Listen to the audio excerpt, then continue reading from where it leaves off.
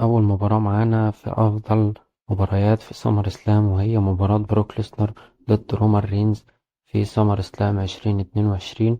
المباراة جامدة جدا جدا، لا توصف يعني بشكل غريب. اتدخل فيها البلوت لاين، اتدخل فيها أوستن سيري بالشنطة ولكن فشل. والمباراة جامدة جدا جدا. بدأ المباراة بروك ليسنر بواحدة كروز لاين لرومان رينز. رومان رينز نزل جلده بالكرسي وباع الماتش مليان حاجات من دي كتير.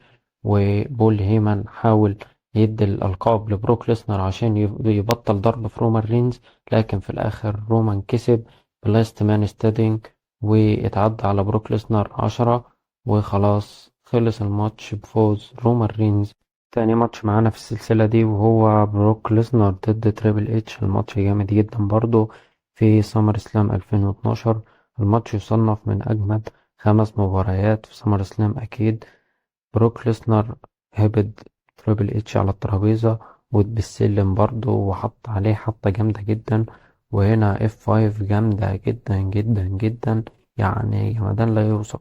وفي الآخر طبعا بروك ليسنر دمر تريبل اتش بعد مباراة عظيمة جدا وعدى عليه 3 وكسب بروك ليسنر بماتش. تالت مباراة معانا وهي من أمتع المباريات في سمر سلام، هي مباراة جون سينا ضد راندي أورتن على اللقب، وده كان جمدان جدا الصراحة. بدأ راندي أورتن الماتش وضرب جون سينا وعمل له الحركة الجامدة جدا، وبعد كده مسك في رقبته على أساس إن جون سينا يستسلم. وبعد كده واحدة دي دي تي من بتاعة راندي أورتن الجامدة جدا. وبعدها حاول يثبت سينا ولكن سينا فك وقام بقى، خد فرصته في الماتش وبدأ يضرب فيه مرة كده، بس راندي حاول يقاوم وهبط جون سينا في السلم. وبعد كده جون سينا عمل الحركة بتاعته دي بتاعة الاستسلام، ولكن راندي اورتن فك ورزع واحدة ار كي او وفك عليه وخده تثبيتة سريعة وكسب راندي اورتن الماتش. رابع ماتش معانا وهو ماتش جامد جدا يستحق التصنيف في سمر اسلام، وهو الديدمان اندرتيكر ضد الوحش بروك ليسنر. وهو ماتش جامد جدا. بدأ الماتش وعينك ما تشوف الا النور، ضرب بعض طحن جامد، ويعني تثبيتات كتير ومحاولات استسلام كتير، واف 5 كتير اتفكت وتومبستون كتير اتفك. والماتش جامد جدا وروعة جدا جدا. والماتش يستحق انه يكون المركز الاول كمان، ولكن في ماتشات تانية أحسن منه، ولكن الماتش ده جامد جدا جدا جدا.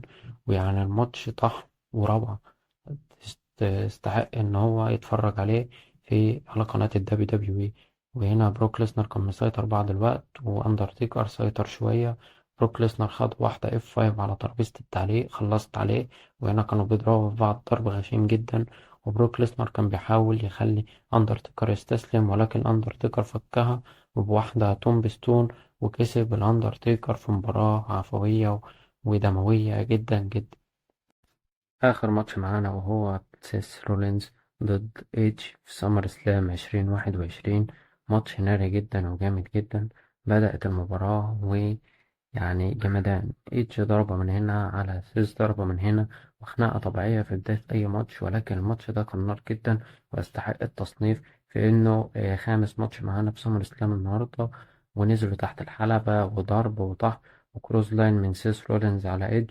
وسيس كان مسيطر بعض الوقت على ايدج، يعني ضربة هاي فلاور من هنا على ضربة هاي فلاور من هنا، وهنا حركة جامدة جدا هاي فلاور من ايدج على سيس رولينز، وهنا دي دي تي.